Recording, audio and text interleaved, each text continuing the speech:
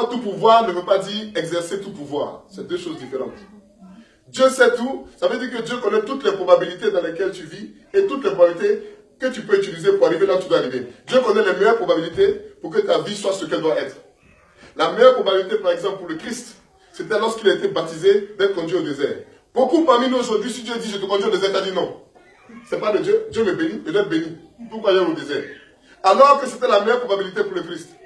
Encore une fois, une des meilleures probabilités que Dieu a choisies pour le Christ, c'était la croix. Alors dites pas amen, c'est pas grave, je sais que ça fait mal. La croix a été la meilleure probabilité pour le Christ.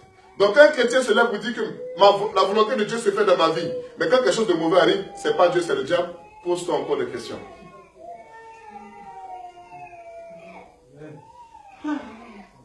Non, ne dis pas amen, c'est pas grave. Aujourd'hui, ça va pas me faire mal.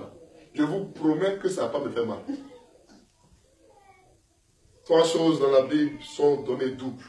Le Saint des Saints, le Cantique des Cantiques, le Shabbat des Shabbats. Et il y a une bonne raison pour cela. Lorsque j'ai continué mon cheminement avec Dieu, je me suis rendu compte que j'ai perdu des frères. Parfois parce que Dieu l'a voulu, mais parfois parce que les hommes ne s'entendent pas. Et cela est merveille à mes yeux. Les gens qui prêchent l'amour, moi je les aime. Prêcher l'amour, c'est trop facile. Exercer l'amour, c'est deux choses différentes. Amen. Or, tout le monde peut prêcher l'amour. Tout le monde, je dis, tout le monde, même Satan peut s'asseoir ici, prêcher l'amour. Jésus vous aimez, il est mort pour vous. Mais venez à moi, je vais vous donner quelque chose de merveilleux. On peut tous le faire. À la réalité, quand j'ai grandi dans la vie chrétienne, quand j'ai vu mes frères se séparer, j'ai eu des séparations. Je vais vous expliquer quelqu'un qui est venu nous voir une fois. Nous étions en prière et il y a un de nos frères qui est tombé dans une extase agitée. Parce qu'il y a des extases calmes et il y a des extases agitées. Et dans son extase agitée, il ne pouvait pas parler. Sa bouche était fermée. Il essayait de nous communiquer quelque chose, mais il dit sa bouche. On comprenait que sa bouche ne pouvait pas parler. Alors, nous, les grands charismatiques du temps, on a mis la main sur lui. Au nom de Jésus, Satan, libère-le. Seigneur, ouvre sa bouche. Et il est rentré dans une paix. Maintenant, il était dans l'extase paisible. Et il a ouvert sa bouche. Il dit, mes enfants, je suis venu vous bénir. On dit, amen, c'est bien, va. Qui es-tu? Je m'appelle, comment il s'appelait? Isaac. Je m'appelle Isaac. Isaac, tu es de la terre ou tu es du ciel? Il dit, ah, là je viens du ciel, mais en fait je suis de la terre. On dit bien, il faut partir, on t'a compris. Il est parti. On dit, mon frère, lève-toi, Dieu est là. Mon frère maintenant se lève. Il dit, mes enfants, c'est moi le Seigneur. On dit, Seigneur, c'est toi? Il dit, oui. J'ai envoyé mon serviteur, vous ne m'avez pas cru. Je viens donc moi-même vous dire que je vous donne ma bénédiction. Amen. J'ai reçu la bénédiction du Seigneur en direct. Je l'ai vécu. Et ce frère qui lui-même était plein de l'Esprit de Dieu, qui nous parlait de la sorte, et qui était capable d'arriver dans notre assemblée, et puis dit quel caleçon, la couleur de caleçon que tu as porté. Ah, mon frère était devenu grave. Quand Jésus est parti, il te regarde, il dit, la fille qui est là-bas, là, elle a porté caleçon rouge. Et Dieu dit le caleçon qu'elle porte, c'est parce que la sorcière qui la possède est une sorcière. Et puis il va te parler. Il était innocent, il devait avoir 16 ans, 17 ans. Lui, il a arrêté l'église, il a arrêté l'œuvre de Dieu. Il était jeune, on était jeune, on n'a pas pu l'encadrer. On aimait Dieu de tout notre cœur, ça c'est vrai.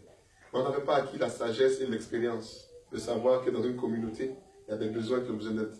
Il y a des besoins qui doivent être remplis. Il y a des choses qui doivent être mises sur place, sur pied. Et quand je parle, c'est peut-être avec un peu de regret. Mais je sais que ce n'était pas notre faute. Moi, mais j'avais quel âge? 19 ans. J'avais 19 ans. L'enfant a 16 ans. On fait comment? Pour manger, on se débrouillait. On se débrouillait. Ce que nos parents nous donnent, c'est ce qu'on mange. Si nos parents nous mettent dehors, parce que lui, on l'a mis dehors, son père l'a mis dehors, eh bien, il vient chez nous pour manger.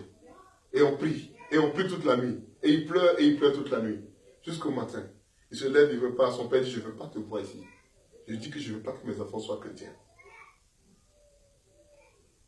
Quand sa mère est tombée malade, ils sont allés à Djoufou se faire laver. Je vois mon frère revenir avec du kaolin sur le visage. On dit chez nous, kaolin partout, blanc, comme un visage pâle. Je dis, frère, qu'est-ce qu'il y a? Il dit, maman était malade, on nous a dit de nous laver. Il dit, on t'a lavé où? Il dit, la dame elle a prié dessus, elle nous a lavé. Il dit, c'est une chrétienne. Il dit, non. Il dit, donc tu t'es fait laver. Il dit, oui. Il dit, mais tu ne sais pas que celui qui était en toi est plus grand que celui qui était dans la dame. Il dit, j'ai fait comme moi, je dépends de mes parents. À 16 ans, 19 ans, j'avais déjà compris que avoir Dieu ne suffisait pas. Comprenez d'où je viens lorsque je vous dis qu'il faut une communauté de vie en Angleterre. Comprenez d'où je viens. Je ne me suis pas levé avec une vision. Je me suis couché, Dieu a dit, mon fils, crée une communauté qui va s'appeler. Ce n'est pas comme ça que ça m'est venu. Dieu ne m'a pas dit, crée une communauté. J'ai vu la souffrance de mes frères et j'ai interrogé Dieu. Et Dieu m'a fait comprendre, c'est une matière d'inspiration, qu'il y a des frères parmi vous qui auront besoin d'une communauté pour pouvoir maintenir leur foi. Parce que sans la communauté, ils ne pourront pas, ils ne tiendront pas. Amen. Alors nous faisons une communauté. Mais je vais vous expliquer comment ça a été un chemin difficile de créer une communauté, telle que nous la vivons aujourd'hui. Quand je vois des gens se lever, hier j'ai vu des gens se lever, venir m'embrasser. À tout, frère, comment tu vas? Ça va, et toi, ça va? Qui étaient assis ici dans la communauté avec nous. Et qui en partant ont dit, il n'y a pas d'amour dans la communauté, c'est pour ça qu'on sort. Et ils sont sortis, ils ont fait pour eux. Ah, ils ont fait pour eux, on va dire quoi? C'est bon? C'est Dieu, on sait? Ou bien? Bon, votre amour là maintenant, là, vous avez ça. Votre onction, vous êtes plus ici, vous avez ça. On ne vous voit plus. On s'est rendu compte que la mission même est devenue autre chose. Vous voulez le servir maintenant, Dieu, vous vous servez, vous-même.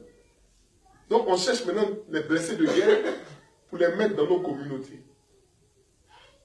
Donc quand on entend qu'une femme qui n'a pas marié quelque part, viens prier à nous.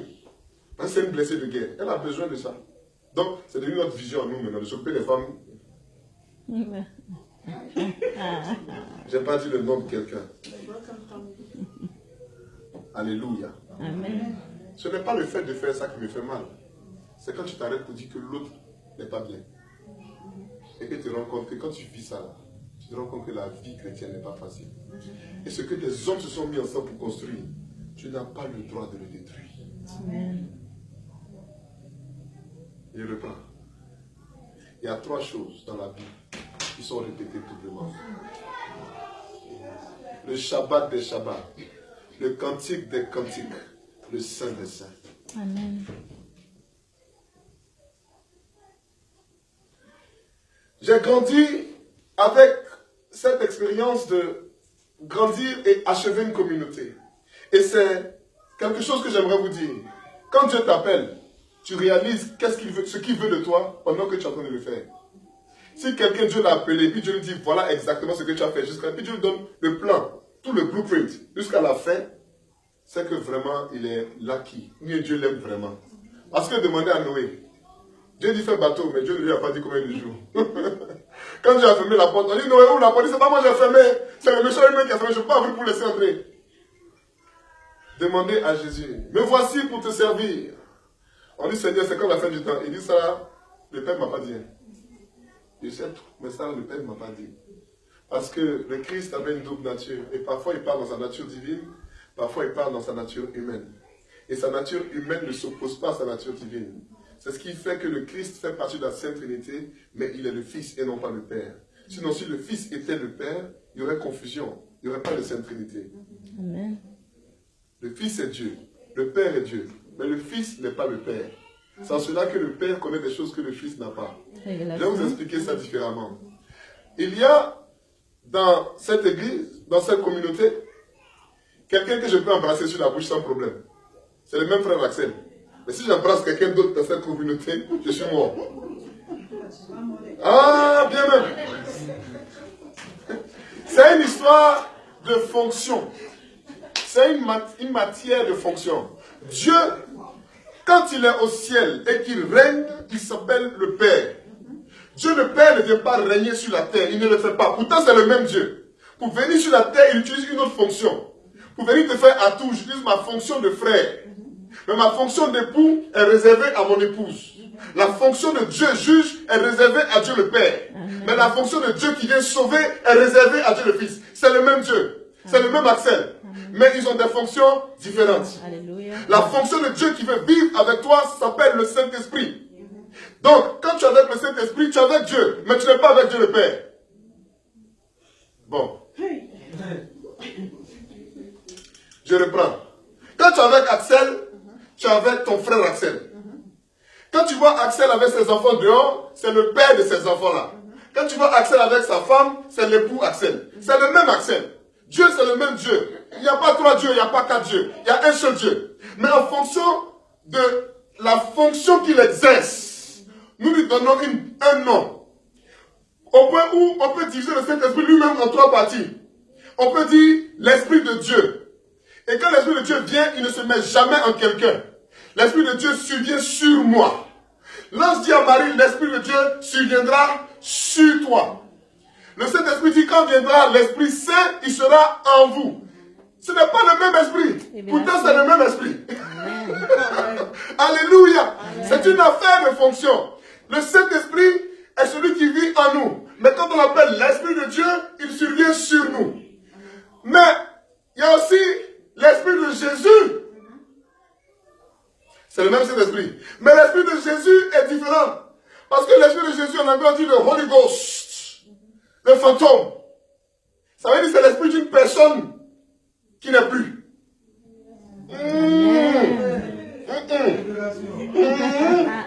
On y va, allons-y seulement. Allons-y seulement. Allons-y seulement. Holy Ghost. C'est un saint ghost. Un fantôme saint. Ça veut dire qu'il appartenait à une personne vivante qui est morte et décédée. Donc quand Jésus dit, je vous enverrai mon esprit, il ne parle pas du Saint-Esprit. Révélation. Ouais. Tu es né, tu as été baptisé, tu as reçu le Saint-Esprit. Tu n'arrives pas à opérer dans tes dons parce que tu n'as pas l'Esprit de Jésus. Car c'est l'Esprit de Jésus qui te fait opérer les dons.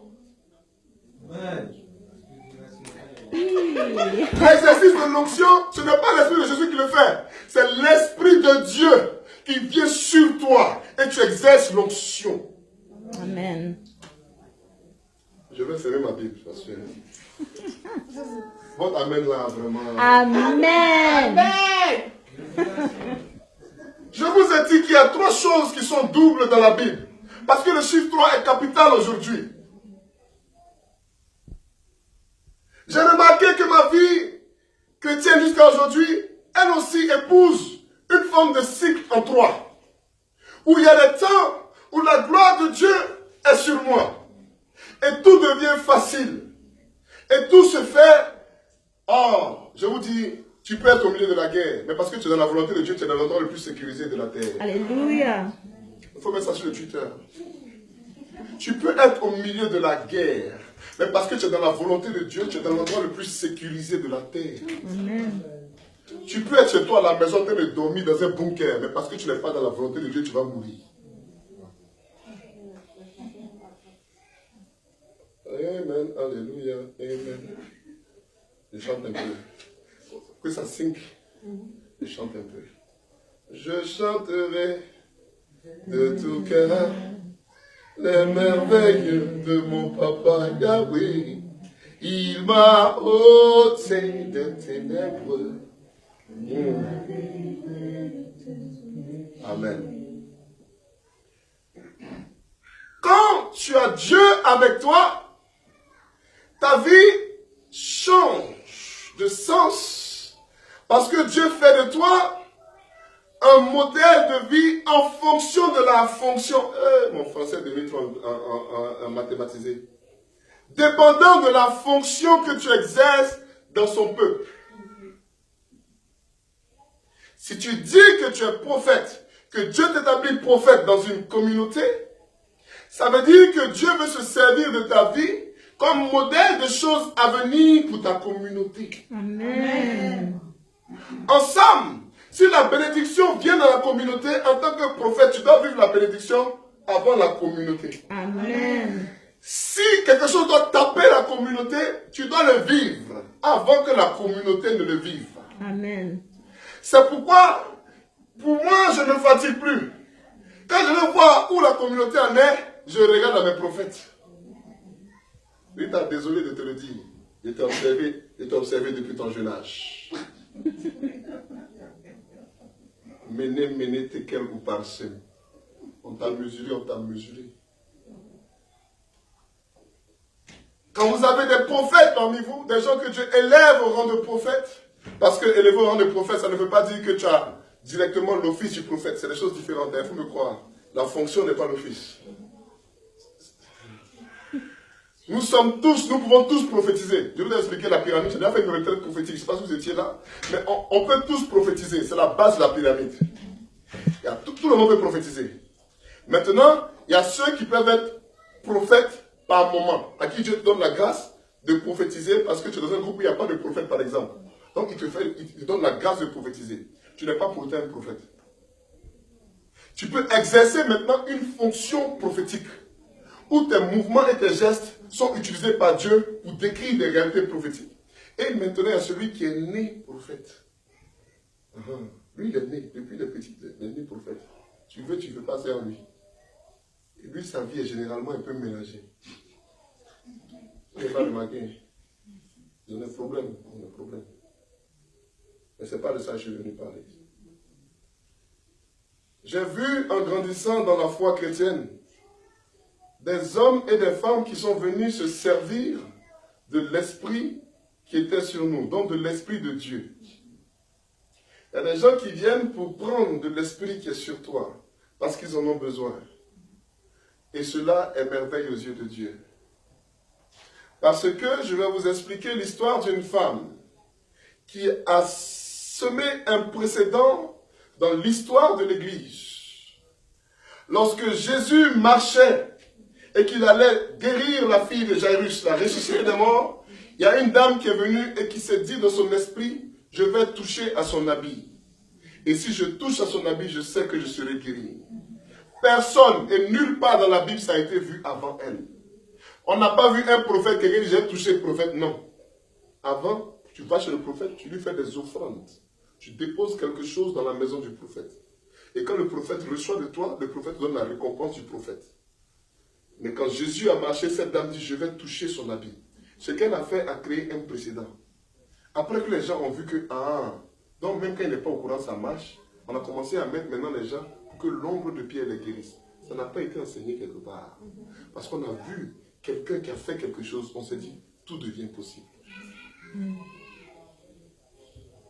Est-ce que vous comprenez ce que je suis en train de dire? Des gens peuvent venir prendre quelque chose chez toi sans que toi-même tu ne le saches. Mais cela est merveille à nos yeux. Amen. Car cela est donc un précédent à plusieurs choses qui peuvent se passer après. Si dans ta vie tu te rends compte que les gens viennent à toi pour prendre un type de quelque chose de particulier et que tu penses qu'on se sert de toi ou qu'on t'utilise, mais que c'est toujours de la même manière, au lieu de maudire, commence à bénir. Commence à bénir. Ça veut dire que l'Esprit de Dieu fait quelque chose avec toi et tu n'es même pas encore conscient de cela. Amen. Les frères se sont séparés. Ce qui est bien avec Dieu, c'est que sa promesse est toujours vraie. Tu perds des frères, tu en gagnes d'autres. Je vous le dis en vérité, en vérité.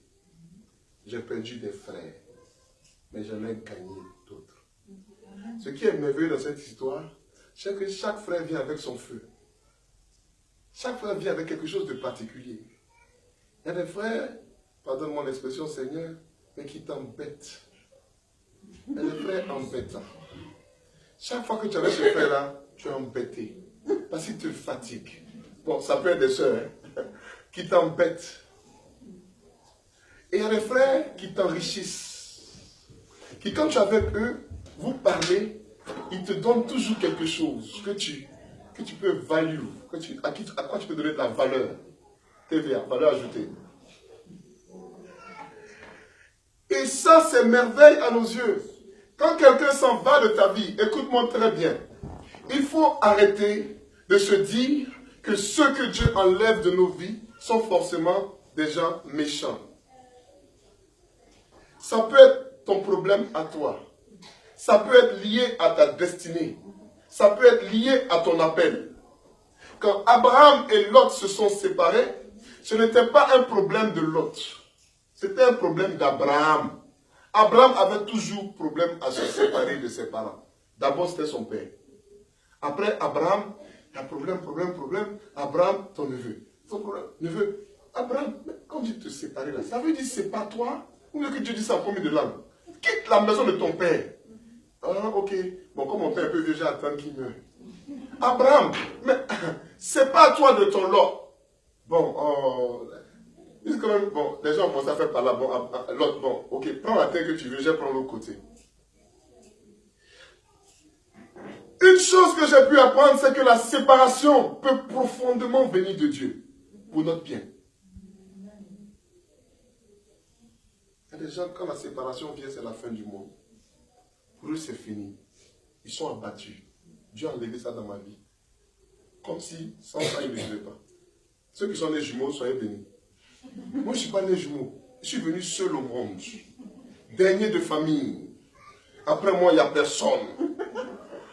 Quand je grandissais, tous mes grands frères font ce qu'ils font, je suis dernier. Ma maman m'approche. Petit, viens. Va prendre ça pour moi. Va prendre ça. Vous connaissez les mamans. Mon fils, et puis tu sors, tu viens. Donne-moi la télécommande. C'était comme ça, ma maman était. Quelle télécommande? Ça là. Laquelle, maman, montre-moi. C'est pas ça, ta mère arrivée pas alors. Je vais te taper un petit. Ma maman a commencé à m'aimer trop parce que je la fatiguais comme ça. C'est comme ça. Étant né seul, il n'y a pas l'autre avec moi. J'ai réalisé dans la vie que si quelqu'un s'en va, ça peut te faire mal. Laisse-le partir. Le chrétien n'est pas défaitiste. Le chrétien n'est pas celui qui se dit sans ça je ne peux pas. La seule source de ta vie c'est Dieu. En cela, j'ai fait des délivrances où j'ai dû menacer des démons, des sorciers, en réduisant leur espérance de vie. Écoutez-moi très bien. Vous êtes des chrétiens, vous avez l'onction. L'Esprit de Dieu est sur vous, parfois. Donc je vais vous dire que c'est possible de diminuer le nombre d'années de vie de quelqu'un sur la terre. Celui qui est fâché contre moi, il n'a qu'à dire ce qu'il veut. Chacun a son office. Voilà, il y a des chrétiens qui aiment tout, ils aiment tout aimer. On ne fait pas ça. Un chrétien, c'est l'amour. Mon ami, sorcier n'a pas encore mangé. C'est pour ça que tu parles comme ça. Quand sorcier va manger ton orteil droit, tu vas plus t'asseoir pour dire l'amour, l'amour. Tu as dit mon orteil, mon orteil. On va dire voilà, tu as compris les sorcelleries maintenant. Ouais, c'est vrai, parce qu'il y a des gens comme ça. Moi, je ne comprends pas. Pourquoi les chrétiens nous disent qu'on n'a qu'à tuer les sorciers? On doit les convertir. Ah! Mais pas les convertir. Quand tu es dans ton salon, c'est toi qui dis que pourquoi ils font ça. Va les convertir. Tu as dit que c'est convertir sorcier. Pourquoi c'est pas sorcier? Nous allons parler. On diminue l'espérance de vie. Voilà. Celui qui n'est pas content, il n'a qu'à dire ce qu'il veut après moi. Une dame empêchait un couple chrétien que je connais bien d'avoir des enfants. Pourquoi? Parce que quand la dot a été, quand mon frère chrétien, c'était mon frère même, il est parti donner la dot à la famille, elle n'a pas reçu beaucoup dans la dot. Donc elle estime qu'elle qui a élevé la fille devait avoir beaucoup d'argent dans la dot. Pour cela, on va maudire le couple, on va empêcher le couple de réussir. Donc mon frère chrétien qui est marié depuis des années ne fait pas d'enfant. Il ne fait pas d'enfant. 1 an, 2 ans, on se dit, bon Dieu est bon. 3 ans, 4 ans. Et Dieu me réveille un matin, il dit, va. Fais ce que tu as fait. Avec ma femme, on prend le billet d'avion.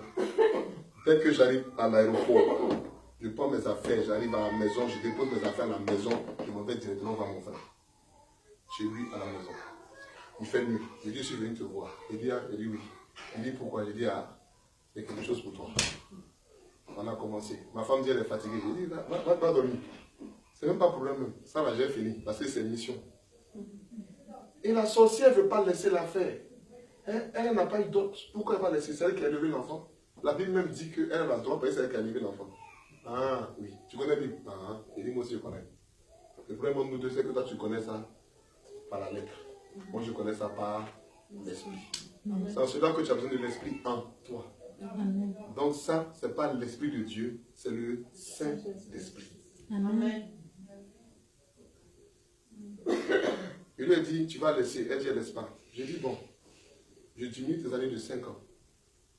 Puis j'ai commencé à faire les opérations spirituelles. Et je ne laisse pas. Il dit 10 ans. Je ne laisse pas. 15 ans. Attends. Je vais le laisser. Ah, ça, il dit, hein? Ah, hein? il est parti, hein, d'accord? Parce que comme tu le fais réellement, je vais vous expliquer comment ça s'est passé. J'étais couché un soir et Dieu a ouvert mes yeux et il m'a montré une âme. Et il m'a montré sa main aller jusqu'à la source. Il dit, voici ce qu'on appelle la source de la vie. Je l'ai eu en extase. Il m'a montré la source de la vie. C'est un petit truc de lumière comme ça. Il dit, si j'enlève ça, l'homme meurt. La source de la vie, c'est quelque chose de tellement fragile chez l'homme, tellement petit chez l'homme. Et quand tu vas lire la Bible, tu vas voir comment c'est décrit. Le souffle de l'homme est comme la fleur des champs. Il se fane. C'est rien du tout. Et depuis que... Je ne savais pas pourquoi il m'a montré cette vision. Moi, j'ai vu la mer. Il m'a dit, voici la source. Donc, j'ai compris. J'ai vu. J'ai rien compris. J'ai compris que quelque chose s'appelait la source. Première délivrance, j'ai essayé. J'ai dit, je touche à la source. Le diable dit, ah, c'est moi, je m'en vais. Ah, c'est vrai, il y a une source de vie. Il faut expérimenter. Alors, j'ai commencé à comprendre dans mon cheminement spirituel que parce que tu es avec le Seigneur, parce que tu es fidèle au Seigneur, le Seigneur agit à un aspect de ta vie, l'aspect chrétien, l'aspect glorieux, l'aspect ministère, l'aspect service. Dieu, ça là, ça ne fait que grandir.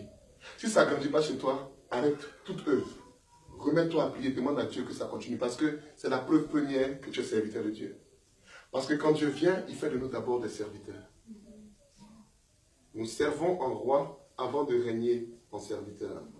Amen. Cette parole-là n'est pas beaucoup comprise par les hommes. Ça veut dire que quand tu sers avec abondance, tu sers avec faste. Un roi, si le roi dit, bon, viens, je vais te servir, tu as mangé, il ne va pas mettre cuisse de poulet devant toi.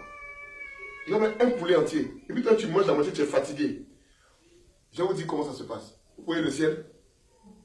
Il y a combien d'hommes qui vivent là-bas? Ok. Pourquoi tu as fait ça grand comme ça? C'est sa nature. Un roi, un empereur ne fait pas les choses en petit.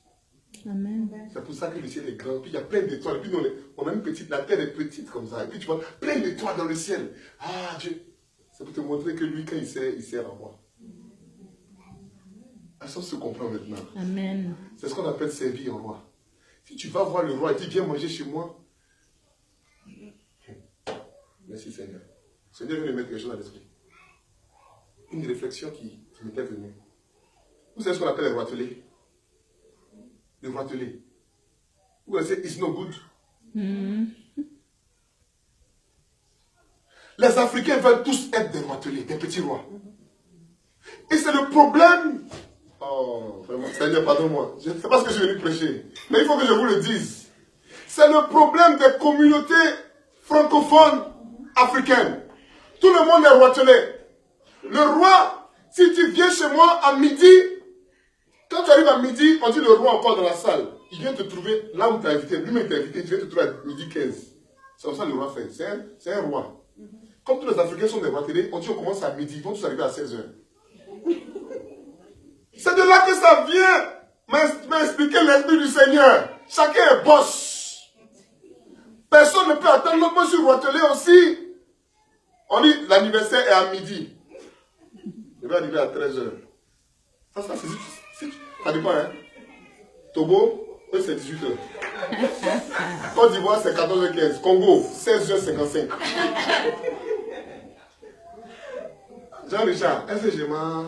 C'est dans le sang des Africains. Je vous dis des choses, vous avez vu. C'est des roitelets. C'est des gens qui n'ont pas compris le sens de la royauté. Quand la reine t'invite, vous dites, venez chez moi à 18h. À 18h, son staff est là pour te recevoir. Tout est mis pour te mettre à l'aise. Et elle vient elle-même à 18h20.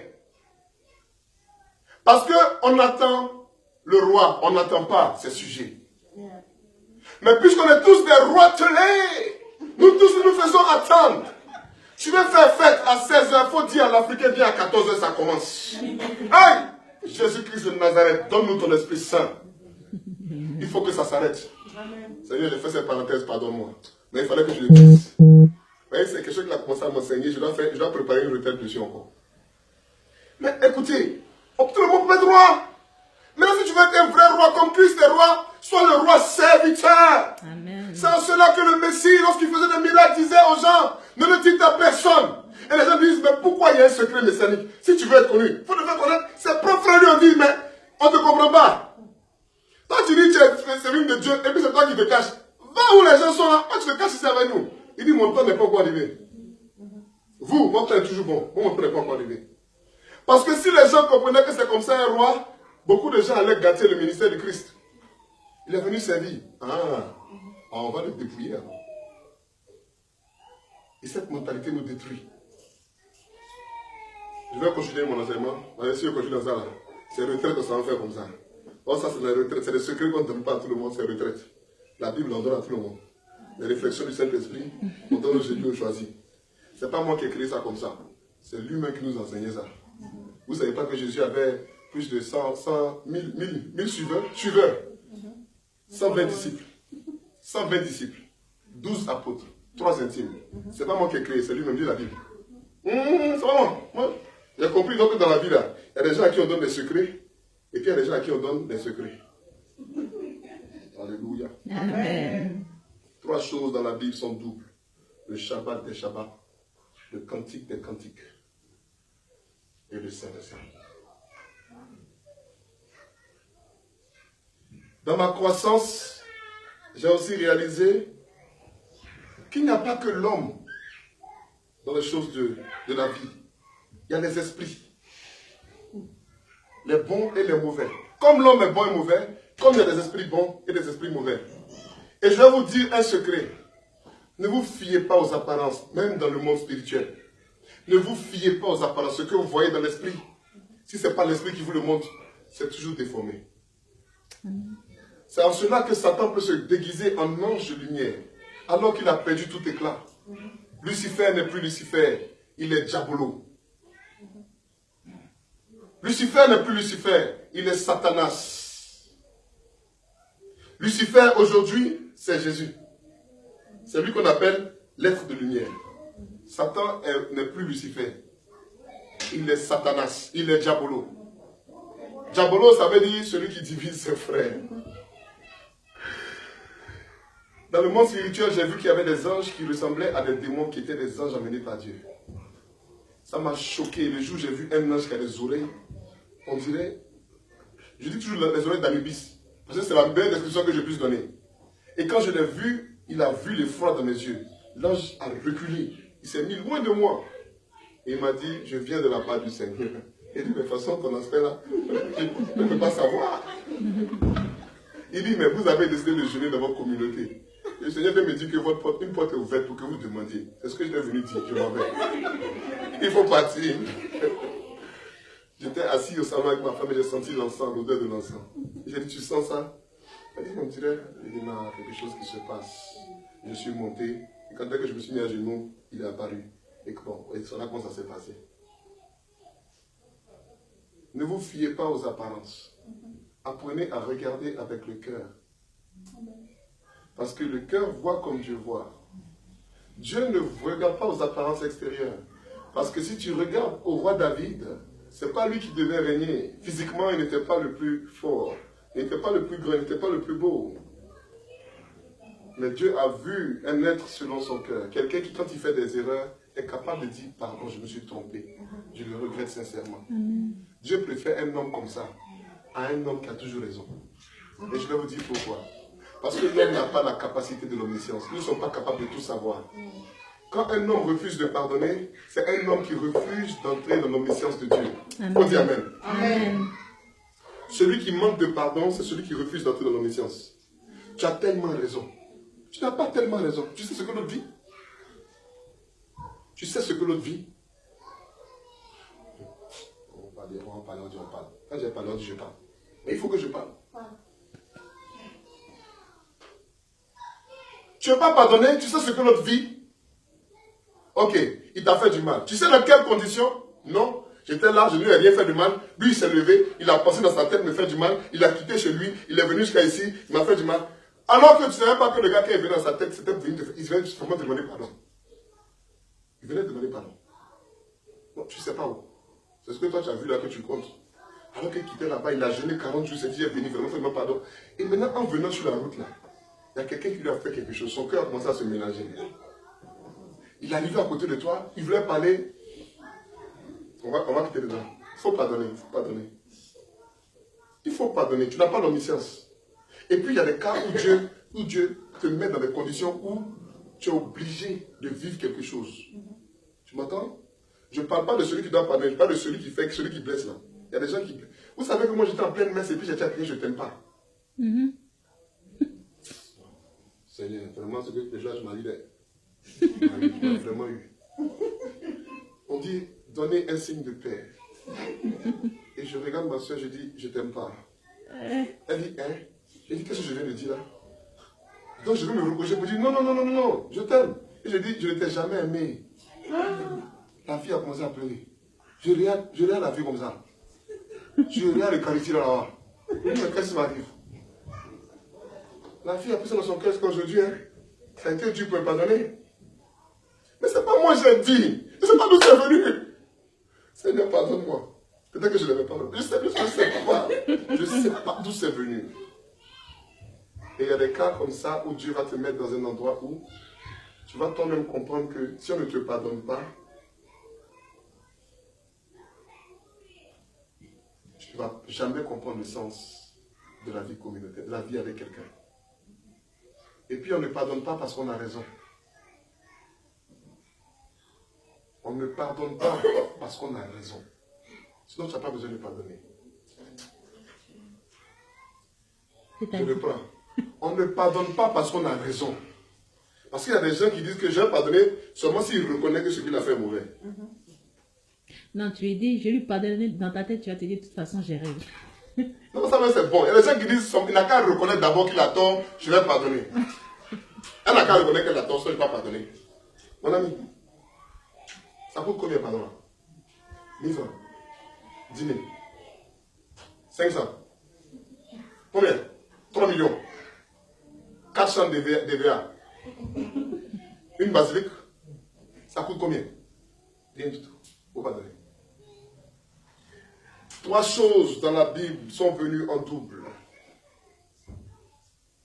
Le Saint des Saints, le Cantique des Cantiques et le Shabbat des Shabbats. Pourquoi je vous ai dit ces choses?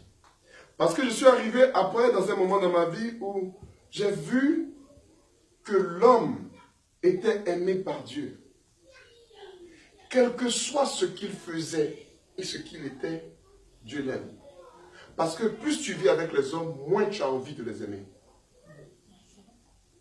C'est en cela qu'on sait que quelqu'un a Dieu avec lui. Parce qu'il est dans le fait de Dieu jusqu'à... Et puis il sert, et puis il continue de servir. Sinon, quand tu vis avec l'homme, tu n'as plus envie de vivre avec lui. Bon. Comme on ne dit pas, mais je vais vous dire un exemple qu'on fait dire Amen. Ton père et ta maman, ils sont ensemble, non? Souvent tu te demandais si les deux devaient être ensemble. Souvent tu te demandes, est-ce que les deux devaient être ensemble même? Si! Là, pas là. Dès que les deux tournent sa figure, ma maman qui parle maintenant. Votre père, elle ne voulait rien dire. Hein? Quand c'est pour aller dehors, elle voulait laisser partir. C'est chez moi on parle. Aïe, maman, nous tu étais là, lui, tu n'as rien dit. Voilà le jour maintenant qui a parlé de la vieille, quand elle n'est pas là. La vieille a fait ses trucs, elle est partie. Là, Dieu on a fait. Bon, moi, on n'a pas parlé, c'est moi, il est devenu bonne maintenant. Hein? C'est pas arrivé là. Ah bon, Dieu on a fait sûrement. Oui, moi, je veux l'argent. C'est moi, il dépense seulement dans la maison. J'ai dit, on va faire un seul enfant. Elle a fait 5. C'est moi, je dépense seulement. Et puis, vous êtes assis de demander, mais papa et maman, là, ils sont comment? Puis ils sont ensemble encore même. C'est ce que je lui dis. Plus tu vis avec l'homme, moins tu as envie de vivre avec lui. Amen. Mais il y a un secret. Ah, il y a un secret, il y a un secret. Soyez bénis. Le secret se trouve dans ce qu'on appelle le Shabbat des Shabbats. Il y a un repos dans lequel tu dois demeurer, qui doit éliminer de ta vie, donc de ton sein de sein, de ton cœur. Il y a un repos que tu dois connaître, un shalom qui doit te venir de Dieu, qui doit te donner d'éliminer dans ta vie tout ce qui ne te permet pas de vivre pleinement. Car le Christ est venu pour que nous ayons la vie en plénitude, en surabondance.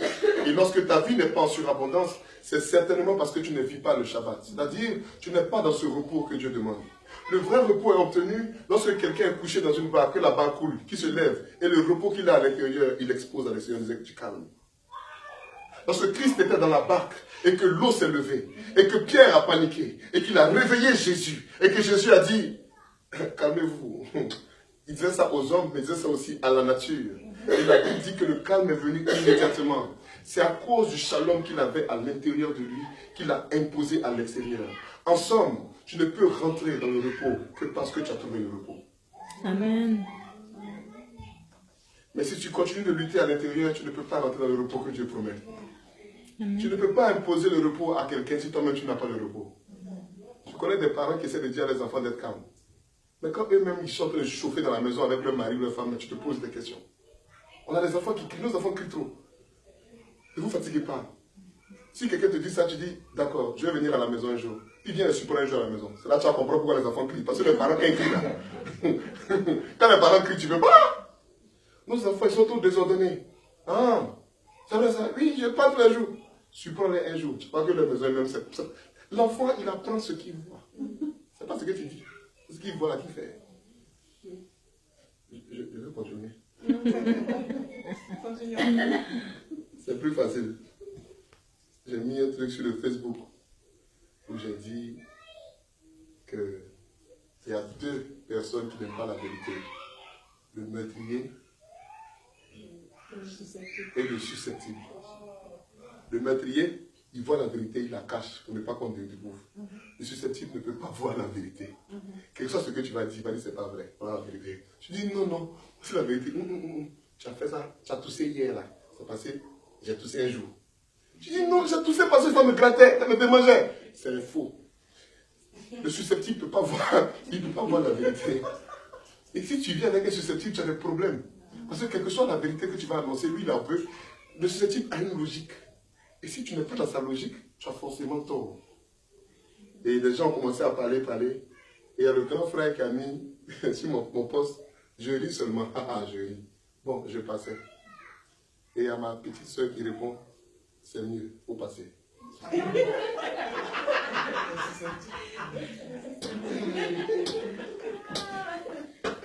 Oh, vraiment. Non, ça dit que ça c'est mystique. Ça, c'est mystique. Mais les deux se sont lancés quelque chose. Je voulais répondre, hein? Rester comme ça, ils n'ont qu'à se gérer parce que ça là. Non, il faut laisser ça. Alléluia. Amen. 3 choses sont doubles dans la Bible. Le Shabbat des Shabbats. Si nous faisons un Shabbat, si Dieu impose le Shabbat dans les 10 commandements, si Dieu au 7e jour de la création s'impose un Shabbat, c'est que Dieu nous fait comprendre que c'est une réalité importante dans la vie de l'homme. Seulement pour nous chrétiens, le Shabbat ne correspond pas à un jour, il correspond à une réalité du cœur. Ne dis pas Amen, c'est pas grave. Amen. Le Shabbat correspond à une réalité du cœur. Il faut que ton cœur connaisse la paix et le repos. C'est pour ça que je pardonne. Parce que si tu n'arrives pas à pardonner, ton cœur emprisonne quelqu'un à l'intérieur. Et un prisonnier n'est jamais tranquille. Amen. Tu as déjà eu faim? Tu as déjà eu faim? Quand tu as faim là, tu peux rester tranquille. Chez nous, il y a un proverbe qui dit ça. L'homme qui a faim, c'est pour ça qu'il ne te laisse pas un peu aussi. Tu enfermes quelqu'un dans ton cœur. Tu ne veux pas pardonner. Tu ne veux pas avoir la paix. Lui, il a enfermé la paix, je veux sortir. La deuxième chose, c'est le Saint des Saints.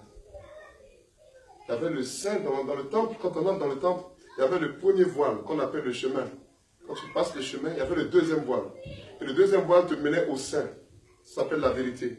Et il y avait un dernier voile qu'on appelait la vie. Quand tu passes ce voile, tu es dans le Saint des Saints. Quand je dis je suis le chemin, la vérité, la vie, les Juifs comprenaient qu'il voulait dire je suis le temple.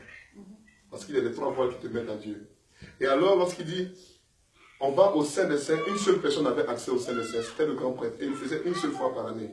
Le Saint des Saints, c'est ton cœur. Le deuxième enseignement plus important que la Bible nous donne de savoir, sans nous enseigner directement, c'est de dire qu'il faut que ton cœur soit toujours ouvert à Dieu. Amen. Et fermé aux autres.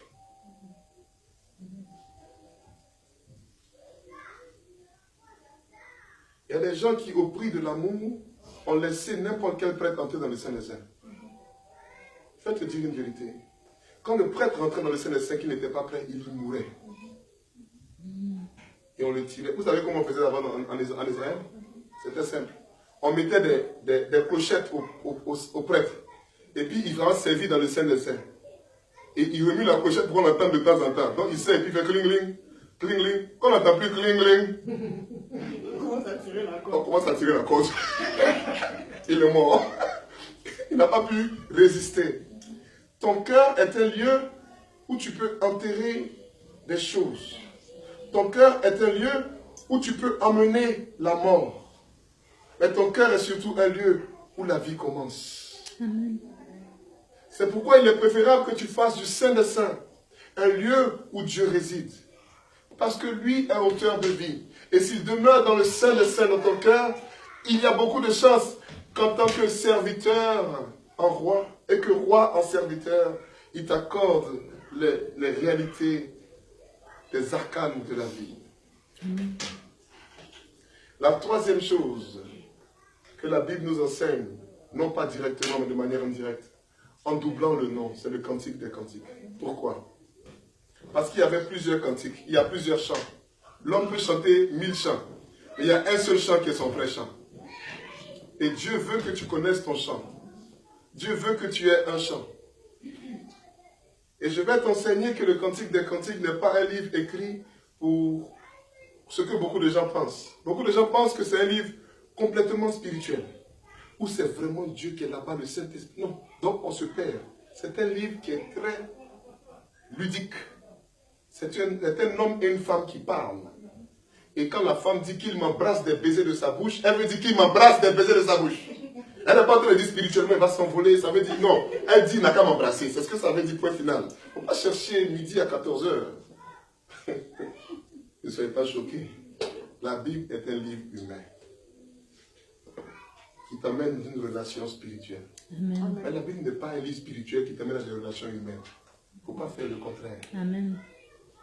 Salomon écrit le Cantique des Cantiques.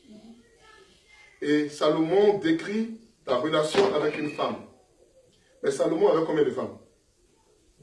1000. Et le Cantique des Cantiques, c'est celui qui l'écrit à cause d'une seule de ces 1000 femmes. On n'a jamais connu le nom de cette femme.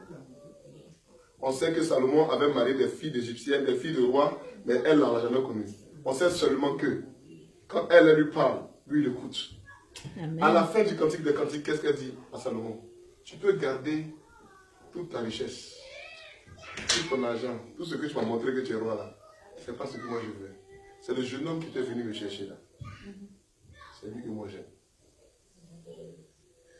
Salomon, comme tous les riches, avait une maison de campagne et il y avait le royaume.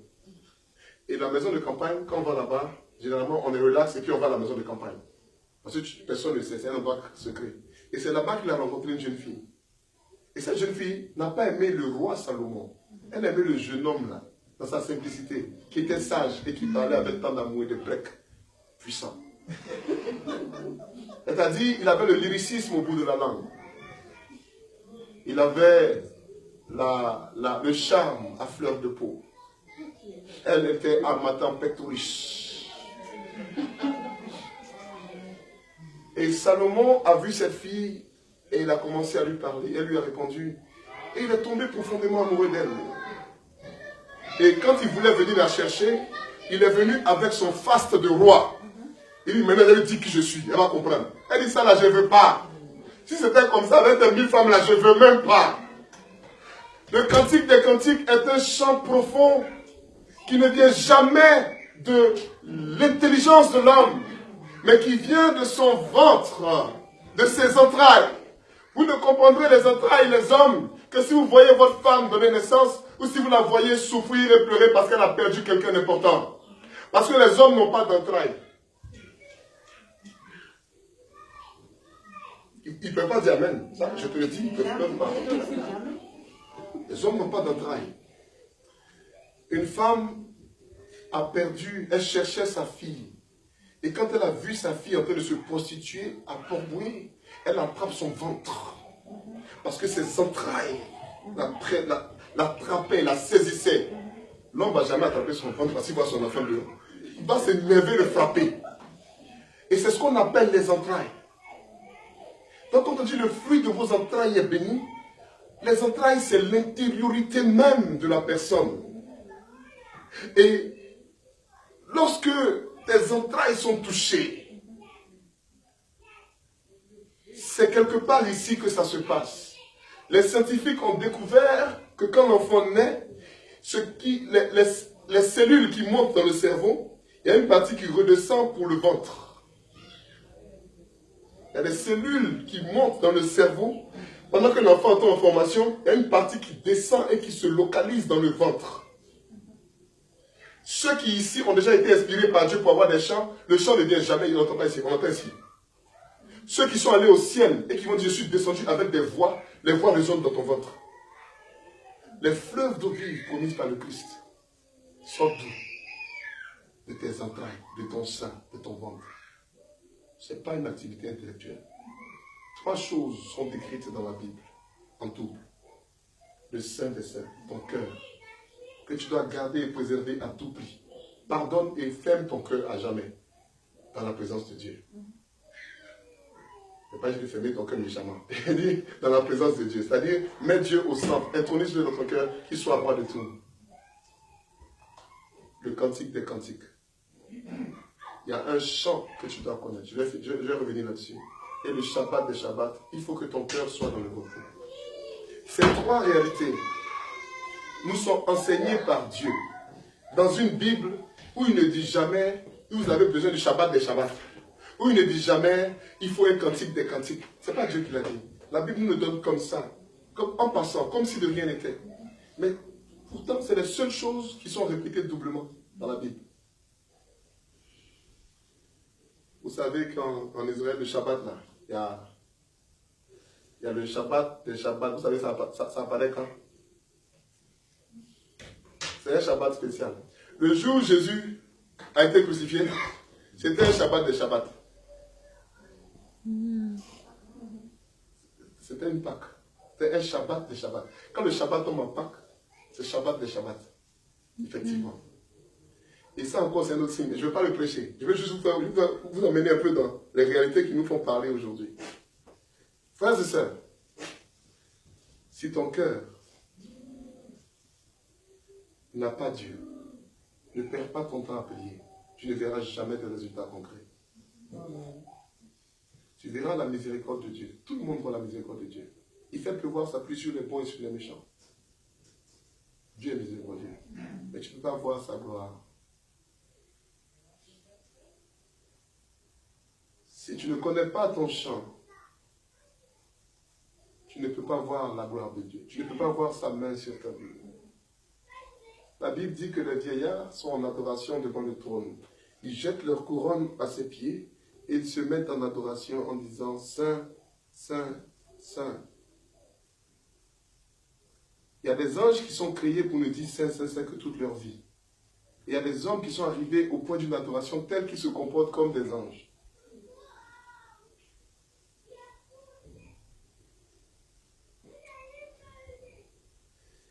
Il me faut te chanter un chant plein d'allégresse, car tu m'as délivré de mes malheurs.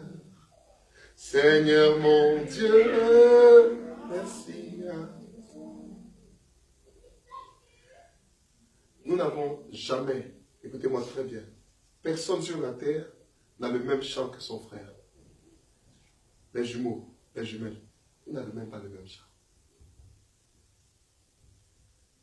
Vous avez chacun en vous un chant différent. Et ce chant ne s'exprimera que lorsque vous aurez atteint un sommet d'adoration, où rien d'autre n'existe que vous et Dieu.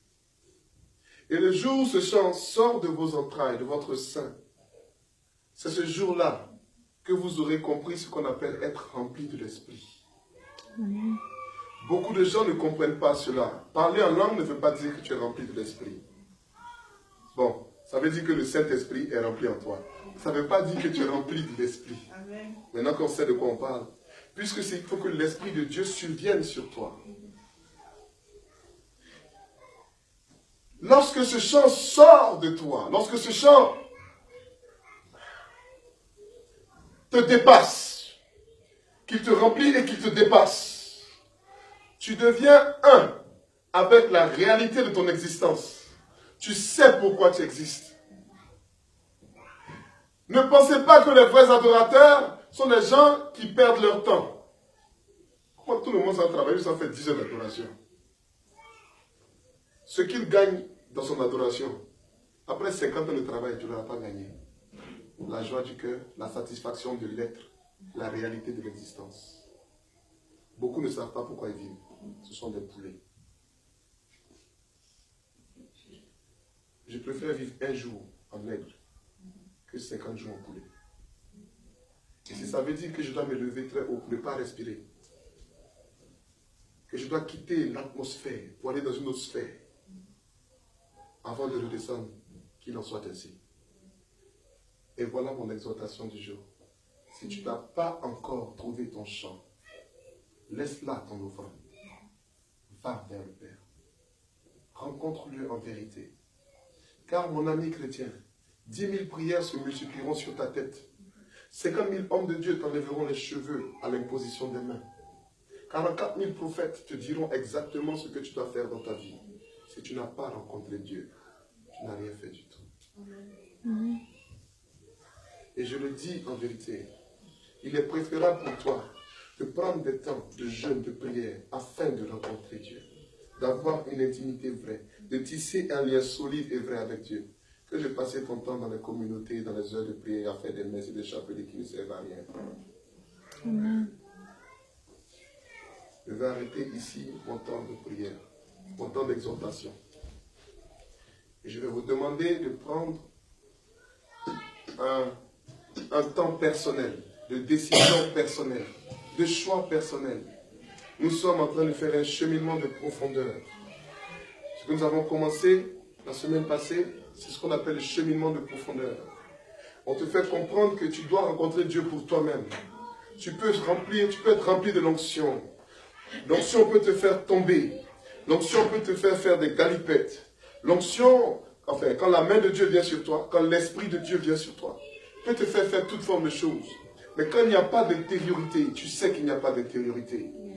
Quand il n'y a pas de rencontre personnelle, tu sais qu'il n'y a pas de rencontre personnelle. Et tu sais que malgré tout ce qui se dit, tout ce qui se fait, malgré tes amens, malgré tes louanges, malgré tes chants, malgré tes efforts de jeûne et de prière, il y a quelque chose qui te manque. Ce qui te manque, mon ami, c'est l'intimité avec Dieu. Mais je vais te donner un secret aujourd'hui. Quand tu auras une intimité avec Dieu, lorsque tu la tisses, une fois qu'elle est tissée, ce lien-là, Dieu le garde. Dieu ne le laisse jamais se briser. Il va t'appeler, te rappeler à ce lien tous les jours, mais jamais ne laissera se briser. C'est en cela que celui qui a vu Dieu a vu la réalité de sa vie. Cherche d'abord le royaume des cieux et sa justice. Tout le reste, parce que le lien établi te sera donné en surcroît. Tout le reste. Je vous ai dit et j'ai commencé mes propos en vous disant que j'ai commencé l'université avec des amis. Je suis devenu chrétien et certains sont restés dans le monde. Mais quand on s'assoit aujourd'hui et qu'on discute, je regarde leur vie et je ris en disant Père, merci de m'avoir sorti du monde, de m'avoir fait asseoir avec toi. Parce que ma joie est complète et je sais qu'il n'y a pas un sur cette table qui peut ressentir la joie que je ressens. Vous pouvez me regarder avec des yeux en vous disant de quoi il parle. Mais si tu n'as pas expérimenté cela, tu ne le sauras jamais. Paye le prix, donne ton sang et reçois Dieu. L'armée des ténèbres a peur de celui qui a un seul lien avec Dieu. Un seul lien, filigrane avec le Père. Parce que ce lien n'est plus tenu par toi. Il est tenu par Dieu lui-même. Et une fois que Dieu sait que le lien est établi, il n'a aucune raison de le laisser mourir. Au point où les théologies nouvelles nous ont enseigné que celui qui a connu Dieu ne peut plus aller en enfer. C'est la théologie nouvelle. Parce qu'on a compris que Dieu s'occupe tellement de son rapport avec sa brebis. Je laisserai la 99 pour aller chercher la seule qui s'est éloignée. Vous savez qu'il y a des brebis rebelles. Il y a des brebis qui mordent le berger. On te laisse. Une fois que tu as établi ce lien, tu le maintiens et Dieu le maintient avec toi. Le prophète dit, approchez-vous de Dieu, il s'approchera de vous. Je t'invite aujourd'hui à t'approcher de Dieu pour qu'il s'approche de toi. J'invite mes frères et mes sœurs aujourd'hui à s'approcher de Dieu réellement. Je vais te demander de prendre des temps de jeûne personnel. Quand tu manges pour toi. Quand tu jeûnes pour toi. Ne pense pas que tu jeûnes pour que Dieu te voie. Mais le jeûne te permet d'affiner ton esprit.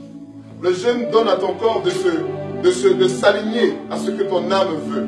C'est pour ça que nous jeûnons. Choisis tes jours aujourd'hui de jeûne. Choisis tes temps pour te rapprocher de Dieu en vérité. Il n'y a pas deux personnes sur la terre qui ont le même chant. Trouve ton chant. Laisse-le monter de toi. Quand tu le connaîtras, tu sauras qu'il est ton chant. C'est le cantique des cantiques pour toi. C'est le seul cantique où tu pourras dire, comme cette jeune fille qui dit à Salomon, qu'il m'embrasse des baisers de sa bouche. Ta relation avec Dieu ne sera pas un sujet de discussion, mais une réalité. Est-ce qu'on peut prier ensemble? Tu vas te tenir debout, on va commencer la prière. Je suis en train de parler, le Seigneur a déjà commencé à me mettre à cœur que tu es venu dans cette assemblée, je parle à une dame, et je vois que tu as un vrai problème de pardon, je l'ai prêché tout à l'heure. Mais ce n'est pas ça. Ce qui est, c'est que ce problème de pardon devient un problème de cœur. Tu as un problème au niveau du cœur, physique. Tu as un vrai problème physique au niveau du cœur. Tu ne sais pas d'où ça vient, mais tu as un problème au niveau du cœur. Mais attends, pardonne seulement. Ah, mais je vais pardonner? Oui, je sais. Pardonne seulement. Pardonne seulement. Ton cœur a besoin de connaître lui aussi la liberté d'expression. Ce pourquoi il a été créé, battre, être heureux. Pendant que nous disons cela, là où tu es, tu vas sentir un froid sur toi. C'est comme si tu prenais froid tout de suite maintenant que je parle.